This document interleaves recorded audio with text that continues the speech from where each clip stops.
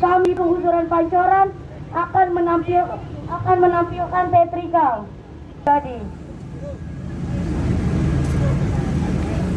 korban kian tambah banyak.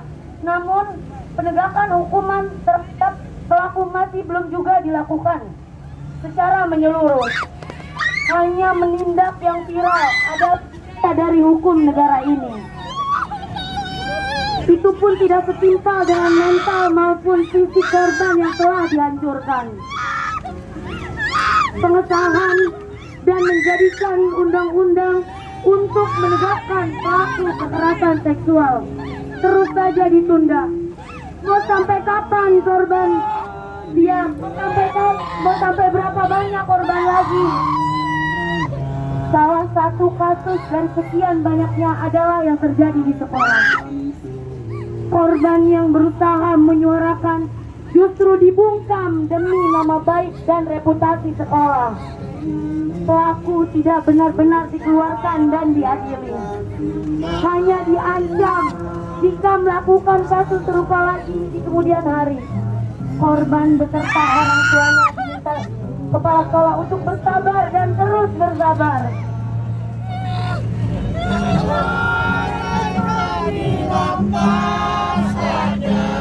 Dan pihak sekolah meminta untuk pihak korban tidak melanjutkan perkara ini ke hukum yang berlanjut. Korban menolak. Bermodalkan rasa kebencian, ia ingin pelaku ditindak tegas. Mirisnya justru korban yang disalahkan dan dituduh menggoda atas apa yang menimpanya.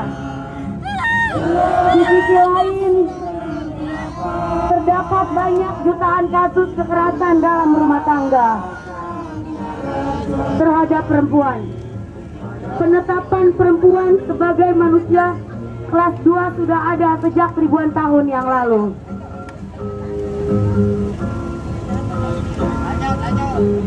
Di mana posisi perempuan yang terus-menerus digeser mundur hanya karena ia memiliki rahim.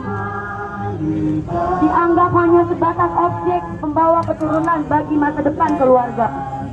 Padahal ia juga manusia. Perempuan juga sosok hidup yang tidak berbeda sama sekali dengan laki-laki. Di masa kini, perempuan atau bahkan istri tidak lebih dari sekedar pemuas nafsu, juru masak dan tukang cuci. Jika benar itu memang kodrat perempuan, lantas mengapa ia diciptakan dan segala kebebasan yang akhir hidupnya hanya untuk mengabdikan hidup sebagai budak? Kesengsaraan seorang istri tidak berujung di situ. Banyak perempuan yang kerap mengalami kekerasan dalam rumah tangga, dipukuli, disiksa, dipaksa demi keinginan seorang suami yang bahkan tidak memenuhikan kesejahteraan istrinya. Dan itu semua dianggap lumrah demi meneruskan posisi perempuan yang dianggap rendah. Kekerasan dan pelecehan seksual terus terjadi di semua sektor, bahkan buruh. Per tahun 2021 terjadi 10.247 kasus yang terjadi. Namun RUU TPKS tak kunjung disahkan. Miris, korban tidak mendapat perlindungan yang layak. Bahkan korban justru terus-terusan diintimidasi. Mau sampai berapa korban lagi? Wah, Ibu Puan Maharani, mau sampai kapan kekerasan seksual terus terjadi? Tidakkah kau memperdulikan kaummu, wahai Puan? Tidakkah kau memperdulikan sesamamu? Tidakkah kau memperdulikan rakyatmu? Sungguh berterima kasih atas kemajuan posisi perempuan yang sudah terjadi sampai sekarang. Ini semua berkat perjuangan kaum buruh, sehingga kita bisa terus memperingati 8 Maret ini sebagai Hari Perempuan Sedunia. Namun, perjuangan tidak berhenti sampai di situ. Kita wajib melanjutkan perjuangan para buruh perempuan di masa lampau.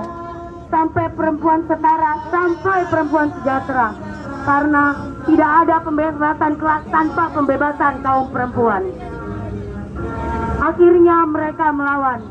Mereka melawan dengan menyuarakan RUU TPKS. Segera sahkan RUU TPKS pro korban.